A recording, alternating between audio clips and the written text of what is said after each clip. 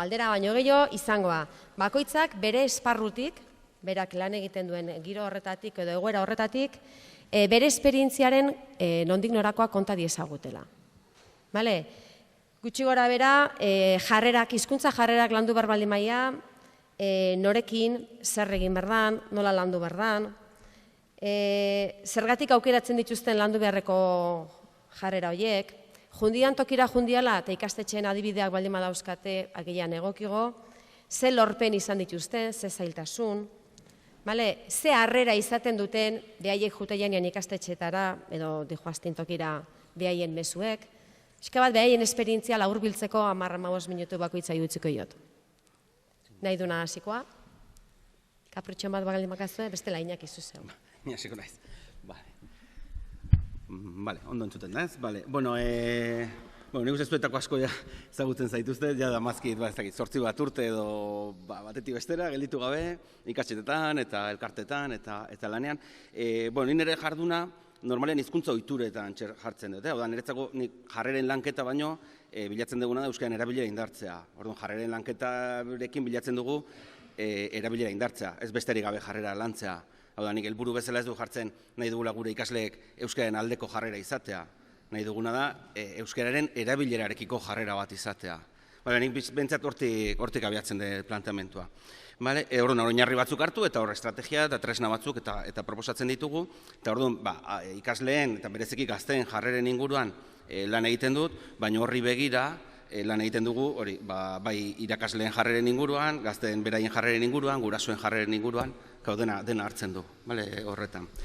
Eta orduan, abia puntu bezala, ideiatxo bat horrela, oso simple, baina eskola guztietan aipatzen dudana, eskola bezala nik uste bi bidetan ari zaretela lanean, hizkuntzei dagokionez. Batetik nahi duzue zuen ikasleek hizkuntza bat baino gehiago ondo ikastea, hau da ez duzue nahi soilik euskera ondo ikastea, nahi duzu euskera eta gaztelania eta ingeles eta agian beste hizkuntzaren bat ere ondo ikastea, orduan bide horretan ari zarete lanean, eta bestetik nahi duzuena da zuen ikasleek euskera asko erabiltzea, askorekin erabiltzea, ez soilik irakasleokin, eta egoera askotan erabiltzea, ez soilik ikastetxean. Orduan beste hainbat egoera, harremanetan, euskera erabiltzea. Orduan bi bide horietan ari zarete lanean. Bi bideak lotuta daude, ze azkenean erabili ahal izateko gaitasuna behar dute, eta gaitasuna izateko erabili behar dute. Biak lotuta daude, orduan biak askotan testu inguru erdaldunetan batez ere bateratxu eraman behar dira, eta bi norabideetan eskola muga ditu. Hortaz ere, askotan hitz egin dugu, orduan gauza bada, zer nahiko genuken, eta beste da zertan lan egin behar dugun. Orduan ditugu muga kuantitatiboak, betiko 1,5-aren taula famoso hori, zenbat ordu ematen dituzten benetan euskerazko orduetan, eta muga kualitatiboak. Hau adibidez, arrue ikerketan oso ondo ikusten zen, arrue ikerketan oso garbi ikusten zen, LH-tik DBH-era erabilerak bera egiten duela oroar. Baina oroar bera egiten duela, eta ondorioetako bat, aipatu zuen hau, baina ondorioetako bat zen, azkenean beraiek sozializazio prozesu batean daude, eta sozializazio prozesu horretan gizartean ematen diren ohituretara hurbiltzen dira. Orduan txikia direnean oso egoera babestuetan eta dabiltza eta helburu batzu lortzen ditugu, baina ibilbide horren barruan, beraien harremanak gero eta informalagoak eta beste giro batzuetan ematen diren neurrian, beraien ohiturak hurbiltzen dira gizartean ematen diren ohituretara. Orduan erabilera bera egiteak logika bat badauka ez zaigu gustatzen, baina badauzkagu muga kualitatiboak eta kuantitatiboak, biak, horretan. Eta orduan,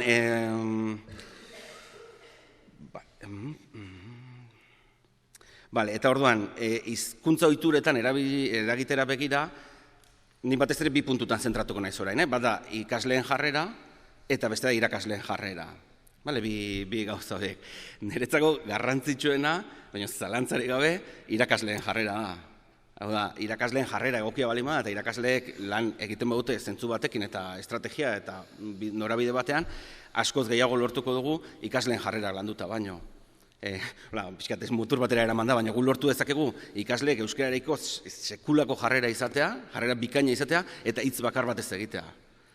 Hori ez dugu nahi, baina aldiz irakasleen jarrera egokia balima da, ikaslei lagundu ahal izango diegu euskara asko erabiltzen, eta gustora erabiltzen, eta hortik jarrerak ere landuko ditugu. Baina, biak landu daitezke. Orduan, bi alderdia garatzea gustatzen zait, ikasleen jarrera eta irakasleen jarrera, eta hori. Baina, irakasleen jarrera zari nahi zenean, ni hizkuntza ohituretara begira sartzen naiz, hau da, irakasleen jarrera, ikasleen hizkuntza ohituretan eragitera begira. Ni naiz inoiz sartzen, irakasleek ze jarrera izan beruten pertsonalki euskarari buruz. Nire planteamentua da, irakasleek lan on bat egin nahi dute, orduan irakasleek nahi dute, beraien ikasleek gutxienez bi hizkuntzak ondo ikastea, bi hizkuntzak ondo ikasteko asko erabili behar dituzte, eta irakasleek lagundu beharko diete asko erabiltzen. Hori da, nik abia puntu bezala hartzen dudan jarrera. Ja, jarrera hori balima daukate, lan egin dezakegu. Baina nik aurre jarrera hori ez dut lantzen. Hau da, irakasle batek ez balima dauka euskera lantzeko asmorik, ez erabilera eta ez gaitasuna lantzeko asmorik, nire ustez bere lan ez du ondo egiten. Eta kitxo, ez da besterik. Baina irakaslea pres balima dago, erabileretan, jarreretan, gaitasunetan eragiteko, hori lan bat egin dezakegu. Jarrera hortatik abiatzen gara, eta gero adostu behar duguna da, irakasleek ze jarrera hartuko duten. Ikasleen aurrean, nola jokatuko duten ikasleen aurrean, hori bai landu daitekela. Hau da, nik esaten dudanean irakasleen jarrera da, irakasle talde moduan nola jokatuko dugun gure ikasleek euskara gehiago erabildezaten edo gure ikasleen euskaraiko jarrera lantzera begira. Hortaz ari naiz, pixka bat ze horretan. Eta horri begira adibidez oso, eta deigarria egiten zaitu oraindik, iruditzen oso garrantzitsua irakasleek eskolaren mugak ezagutzea. Irakasle asko nik uste euskaraiko jarrera oso nautela, erabilerarekiko eta gaitasunarekiko lantzeko jarrera oso naute, baina jende asko dago oso etxita, oso nekatuta, alde askotatik, eta neurri handi batean ez ditugulako mugak onartzen. Eskola muga batzu balin baditu, muga horien arabera lan egin beharko dugu. Etxigarria izaten da, ikasleen erabilerak eta jarrera lantzea, helburuak eta estrategiak ez baditugu ondo kokatzen, ez baditugu onartzen mugak. Eta gero, muga horiek onartuta, orduan garbi ikusi behar dugu zein dan irakasleon ardura. Labur azaltzeko. Nire ustez, irakasleon ardura ez da ikasleen hizkuntza ohiturak aldatzea, edo ikasleen hizkuntza ohiturak finkatzea. Ez zait iruditzen hori da zuen ardura. Hortan ari zarete lanean, baina ez da zuen ardura. Zuen ardura da, nire ikuspegitik behintzat, ikasleek euskara gaitasun on bat izatea, baita ahozkoan ere, gaitasun on bat izatea, eta beraien artean, euskeraz egitera ohituta egon daitezela. Asko azpimarratzen dut azken aldi honetan, zen ere sentsazioa da, sozializazio prozesu horretan, eta erabilera bera egiten duen neurri horretan, ikasle askoren artean, beraien artean euskeraz egitea, erresa edo zaila baino, gertatzen zaiena da, arraroa egiten zaiela. Elkarri euskeraz egiten zaila arraroa, orduan nik esan, irakasleon ardura zein da, hizkuntza ohiturak aldatzea? Ez, irakasleon ardura da, erabilera sustatzea, beraiek gaitasun on baldortu dezaten, eta elkarri euskeraz egitera ohituta egon daitezen. Pixkat hor kokatzen du. Eta orduan, irakasleen artean adostu behar duena da, horri begira nola jokatuko dugun. Hau da, ikasle batek erderaz egiten badigu, onartuko diogu, eta ez badiogu onartzen, zer esango diogu, eta nola jokatuko dugu. Eta pasilloan gabiltzanean talde bat erderaz ari balima da, onartuko diogu, baina ez badiogu onartzen, nola jokatuko dugu. Baina, karo, irakasle guztiok, adostea, jokabide bera, eta diskurtso batekin, eta ondo antolatuta. Hortxe kokatzen da. Orain nahi sartuko horretan, hori dira erabileran inguruko estrategiak. Laste argitalpentso bat egongo da honen inguruan, Bizkaiko Elkarbide erakundetik argitaratuta, baina holako estrategien inguruan eta argitalpentso bat laste agertuko da. Beste momentu baten izango genuke, honetaz. Baina hori, nire irakasleen jarrera da, adostea mugak onartuz, ea zen izango diren gure helburuak, zein dan gure ardura, eta nola jokatuko dugun horri begira, eta hori adostu. Eta jarrera hori bai adostu behar dugula irakasleon artean. Hori da bat. Eta gero, ikasleen jarreren kasuan, ikasleen jarrera lantzen ditugunean, niretzako oinarrizkoa da testu ingurura egokitzea. Hau da, ez da berdina, ikasleen jarrera lantzea Ondarrun, Tolosan edo Leitzan, edo ez dakit, edo Durangon, edo Andoainen, edo ez dakit nun, edo Barakaldon, edo Gasteizeko zonalde batzuetan, edo ez dakit, segun ze zonaldetan dauden, ikasleek euskararekin duten harremana oso ezberdina da. Eta orduan ikasleen jarrera lantzerakoan, abia puntu hori oinarri bezala hartu behar dugu. Eta bi puntu batez ere. Nik bere izan ditun multzo batzuetan bezala, baina nolaite, badauzkagu ikasleak euskara gertu edo nahiko gertu dutenak, hau da, hainbatek etxetik euskara jasotzen dutenean, kaleak euskara desente ematen dianean, erreztasuna badutenean hainbatek behintzat, horrelako testu inguruak, eta beste testu inguru batzuk non gehienak etxetik gaztelania jasotzen duten, kaleak batez ere gaztelania ematen dien, beraien erreztasuna normalean gaztelaniaz izaten duten, da beraien harremana gaztelaniaz izaten diren. Orduan, bi ikasle tipologia horiek behintzat, eta batzuetan zentroen arabera oso garbi ikusten dira. Horreien arabera, bai abia puntua eta bai helburuak, nire ustez aldatzen dira. Euskara nahiko gertu dutenen kasuan, nik uste helburua kokatuko nukela hizkuntza ohituretan. Hau da, nahi dugu, beraiek gero eta euskera gehiago erabiltzeko jarrera izatea.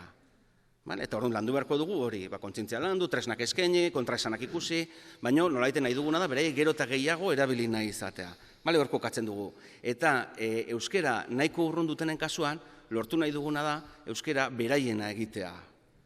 Hau eskotan aipatu dudan adibide bat da, Sestaon ama batek hitzaldi batean esaten zidala.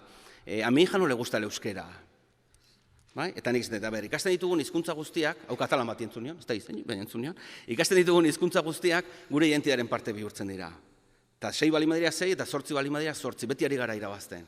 Baina badaukagu arrisku bat, eta da positiboak ez izatea. Hau da, kasu horretan, gaztelania bere identitatearen parte da, eta positiboa da, euskera bere identitatearen parte da, baina ez da positiboa, inkluso negatiboa izan daiteke. Orduan nik esaten dut, eskola moduan, irakasle moduan, jarreri dagokionez zer lortu beharko nuke. Euskera berarentza positiboa izatea, euskera bere egitea. Eta 16 urterekin, ibilbidea amaitzen dutenean, derrigorrezko hezkuntzako ibilbidea, euskera gaitasun bat izatea, eta euskera bere egin duelako, bere sentitzen duelako eta bere egin duelako, nahiz eta gaztelania zerreztasun gehiago eduki, euskera ez galdu nahi izatea. Ez pixkatu, eta orduan, oinarri hon bada, gero bakoitza bere bidea egingo du. Orduan 2 puntu horietan. Hau da, hau mezuarekin lotzen da. Hau da, ikaslei eskatu nahi bali madiegu euskaraz egiteko, euskara gehiago erabiltzeko, eta testu ingurua bali madan nahiko gertu ikastetxe batean, mezua izan daiteke, baina zer egiten duzu zuek erderaz. Hau da, beraiek, euskaldun izateaz lotzen dute asko euskaren erabilerarekin. Orduan ni badaukat ez eta irakasle moduan esatea, gero eta erdera gehiago erabiltzen duzu, zer egiten duzu, benga, zuek ez duzu hau nahi. Eta nik ere ez, orduan ni lagunduko dizuet, baina zuek alegin du. Orduan, ari naiz, euskeraz egiteko eskatzen, baina diskurtsoa hor kokatuta. Euskera nahiko urrun duten ikastetxeetan, nik diskurtsoa gehiago kokatuko nuke gaitasunetan. Hau da, gu nahi dugu zuek, hizkuntza bat baino gehiago ondo ikastea, eta ondo ikasteko asko erabili behar duzue. Orduan, nik lagundu nahi zuet asko erabiltzen. Ahalegina ikusi nahi dut, baina lagundu nahi zuet asko erabiltzen. Gaztelaniaz egitea ez da txarra, nahi dudana da euskeraz asko egitea. Ez hor kokatzen, hau gogoratzen naiz, Barakaldon, lehengo ikasturtean, gaina mendabil, normalizazio teknikaria, ikastetxo batean aipatzen zutela, baina zuten hausnarketatxo bat ikasleekin, eta hitz egiten zuten eleaniztasunaren inguruan, ze abantaila dituen eleanitza izateak, eta horren inguruan, eta nolabaite azkenean iristezan mezu batera, eta da, zuek hizkuntzak ondo ikasi nahi dituzue, euskera, gaztelania ondo ikasi nahi dituzue, eta erantzuna lortzen duzuna da, baiezkoa. Eta orduan, hizkuntzak ondo ikasteko zein da baldintzetako bat, asko erabiltzea. Nor behar du laguntza, gaztelania asko erabiltzeko. Nor behar du laguntza, euskera asko erabiltzeko, bani laguntzeko presnago. Baina jarrera lantzen ditugunean gehiago hortigoaz, ez bestetikan. Bi arlo haiek. Eta bukatzeko,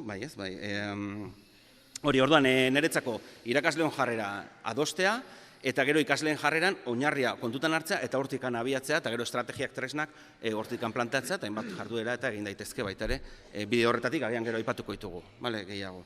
Eta ni leku askotan ibiltzen naiz, oso testu inguru diferentetan, nik uste irakasleon aldetik harrera normalean oso ona izaten dela, irakasle asko daude ardura duta hizkuntza ohiturekin, jarrerekin, hoiekin, baina askotan galduta. Orduan hor, tresna batzuk eskaini ezkero eta gauza logiko batzuk jendeak oso gustura hartzen ditu. Ez dut daukat neurtzeko modurik, baina nik usten hori behintzat ikusten dela eta interes hori ikusten dela irakasleen artean. Pixkat onaino. Oso ondo, orduan nuain, hitza pasatuko jot, Maite Asensiori.